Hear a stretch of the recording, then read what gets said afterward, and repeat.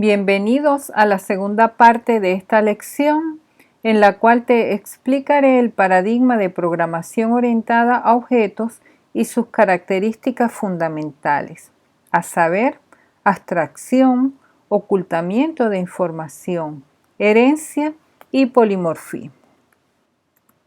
Y detalladamente te hablaré de la herencia. Por definición, la programación orientada a objetos es un paradigma de programación que basa la estructura de los programas en torno a objetos. Este paradigma se popularizó a principios de la década de los 90. Por tanto, desde que comenzamos a ver clases, desde que comenzamos a declarar objetos de una clase, desde que comenzamos a utilizar esos objetos, nosotros estamos trabajando con el paradigma de programación orientada a objetos. El otro paradigma que ustedes conocen es el paradigma de programación estructurada, que es el que ven o el que vieron en COM 3010, y la programación estructurada se basa en lo que se llama estructuras secuenciales, que son la lectura y la escritura, que en C++ las implementamos como CIN y COUT, las estructuras de decisión, el if con else, los if anidados, es decir, el if y los switch, y las estructuras de repetición, que son el do while, el for. Cuando programamos de esa manera con variables normales, programamos siguiendo el paradigma de programación estructurada. Cuando programamos con objetos, estamos utilizando el paradigma de programación orientada a objetos. Tenemos que los lenguajes de programación orientados a objetos ofrecen medios y herramientas que permiten describir los objetos que manipula un programa.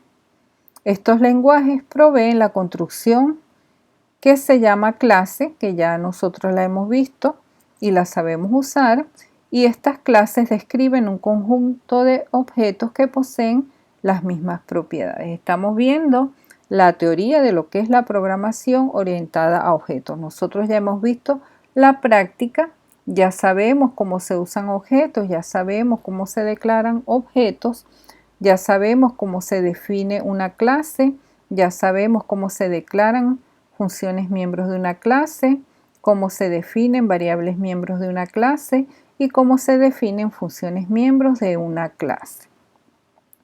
Repito, estamos viendo la teoría de aquello que ya sabemos hacer un poco para saber qué es lo que estamos haciendo y por qué lo estamos haciendo.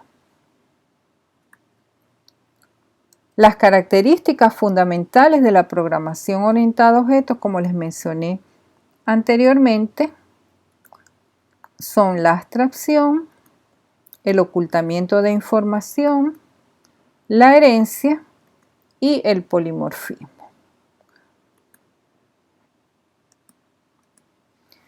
Comencemos con la abstracción. La abstracción es una característica que separa las cualidades de un objeto para considerarlas aisladamente o para analizar al objeto en su pura esencia o noción, que es lo que nosotros estamos representando como clases y tipos de datos abstractos. En la figura que vemos en la parte superior derecha de la transparencia vemos un objeto, un bus. Ese es el objeto en el mundo real.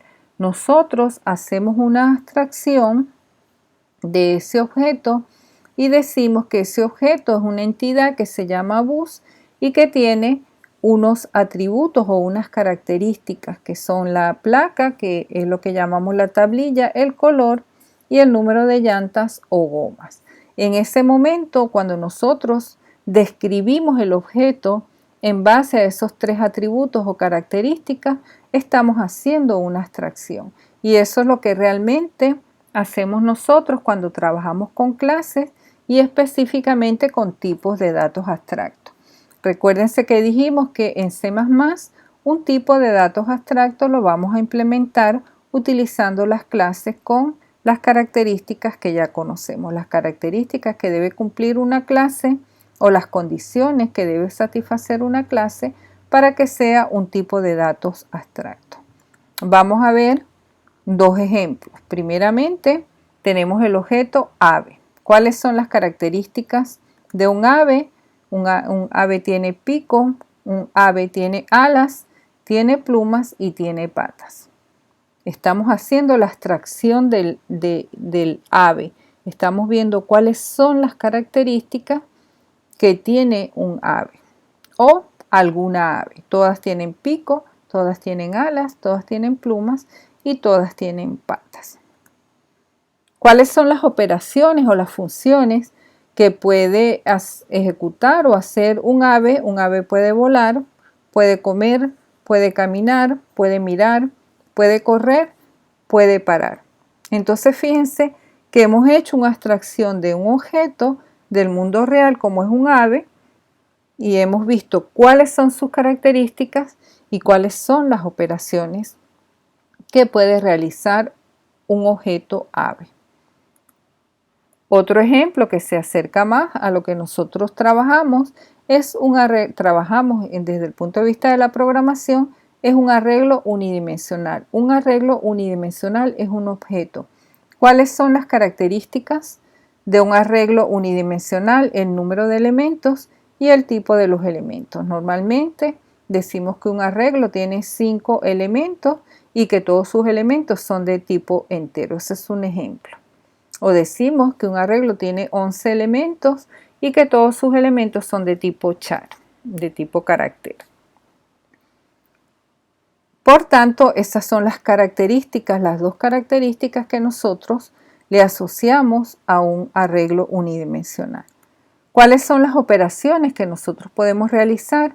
Podemos agregar elementos a un arreglo, podemos eliminar elementos de un arreglo, podemos verificar si el arreglo está vacío, verificar si el arreglo está lleno, podemos escribir o acceder al primer elemento del arreglo, podemos escribir o acceder al último elemento del arreglo y podemos escribir o acceder al 10º elemento del arreglo, a cualquiera de los elementos del arreglo. En este momento estamos haciendo una abstracción. ¿Qué significa? Que estamos viendo las características del objeto y las operaciones del objeto. Veamos un ejemplo gráfico de lo que es la abstracción.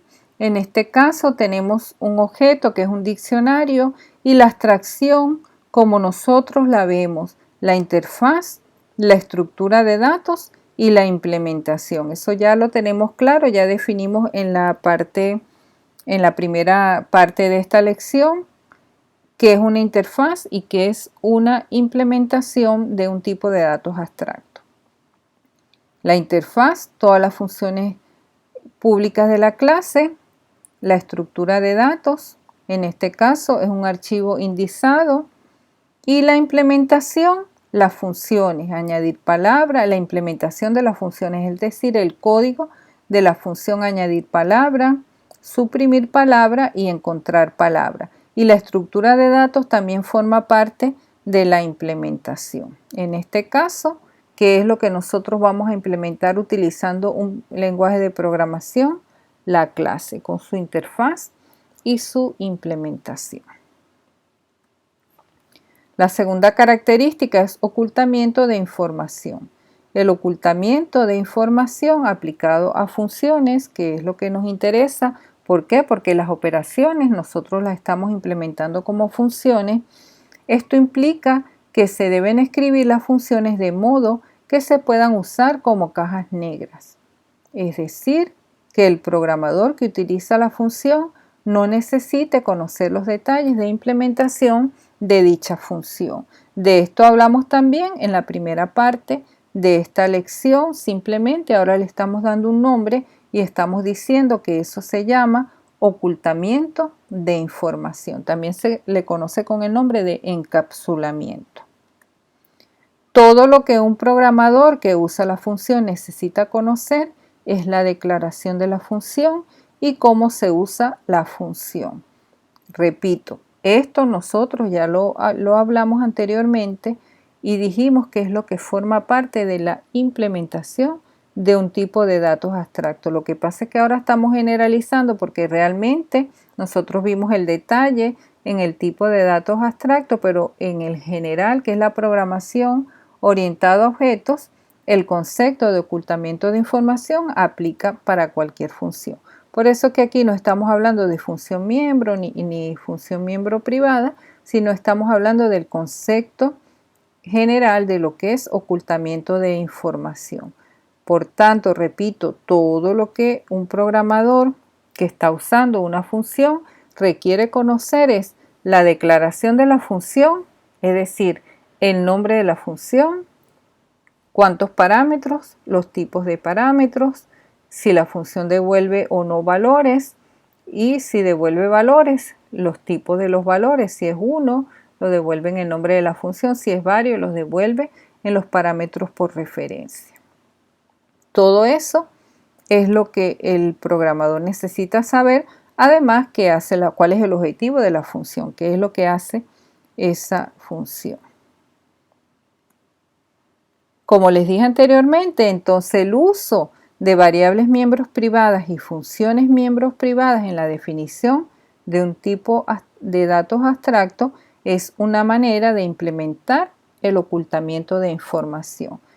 Recuerden que el ocultamiento de información es un concepto y una manera de implementarlo es cuando nosotros trabajamos con variables miembros o funciones miembros privadas de una clase, llevando o haciendo de esa clase un tipo abstracto, un tipo de datos abstractos, perdón. La tercera característica, que es la que vamos a profundizar acá, es la herencia. Es una de las características más poderosas que provee C++. Y se trata de derivar una clase de otra. Vamos a explicar con detalle qué significa esto de derivar una clase de otra. La herencia es el proceso mediante el cual una clase nueva, que la vamos a llamar clase derivada o que en C++ se llama clase derivada, se crea a partir de otra clase, que en C++ se llama clase base. ¿Qué significa esto? Que vamos a tener una clase base y vamos a derivar una nueva clase de esa clase base y la vamos a llamar clase derivada. Esa clase derivada tiene de manera automática todas las variables y funciones miembros de la clase base. Es decir, ella hereda todas las variables miembros y todas las funciones miembros de la clase base. Si la clase base tiene 5 variables miembros y 10 funciones miembros, la clase derivada va a heredar todas esas funciones miembros y todas esas variables miembros.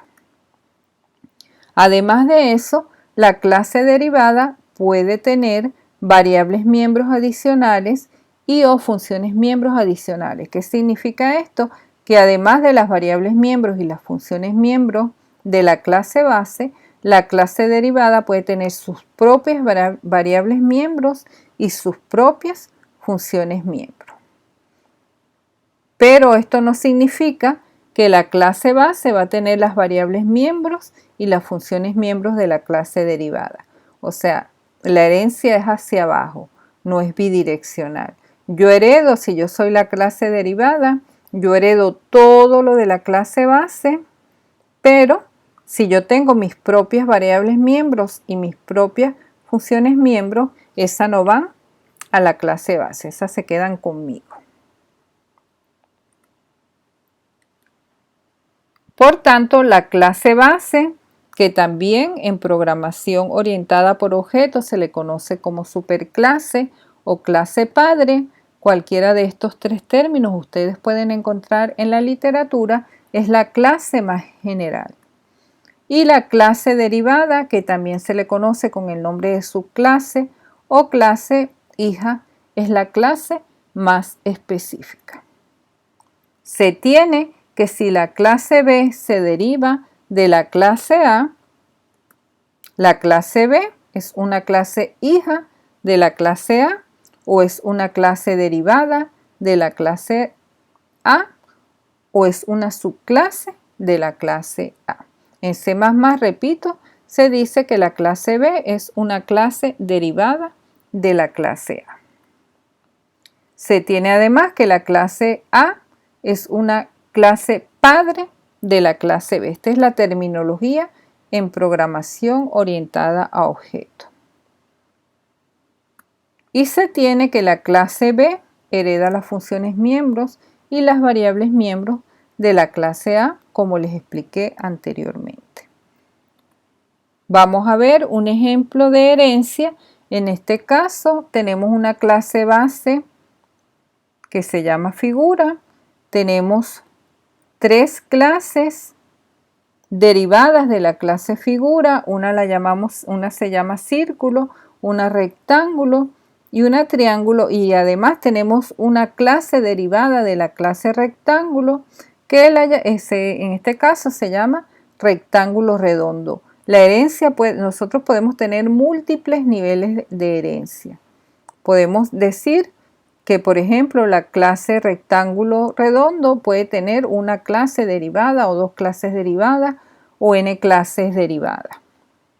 Podemos hacer una jerarquía que va bajando de acuerdo al problema que estemos modelando o a la situación, al problema que estemos resolviendo utilizando programación en este caso.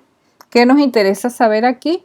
Que figura es la clase base, como se llama en C++, o es la superclase, o es la clase padre. Y que tanto círculo, como rectángulo, como triángulo y rectángulo redondo son clases derivadas, subclase o clases hijas. Repito, círculo, rectángulo y triángulo son clases derivadas de figura y rectángulo redondo es una clase derivada de rectángulo. En el próximo video te explicaré un programa en C++ que demuestra la herencia para derivar una clase de otra clase.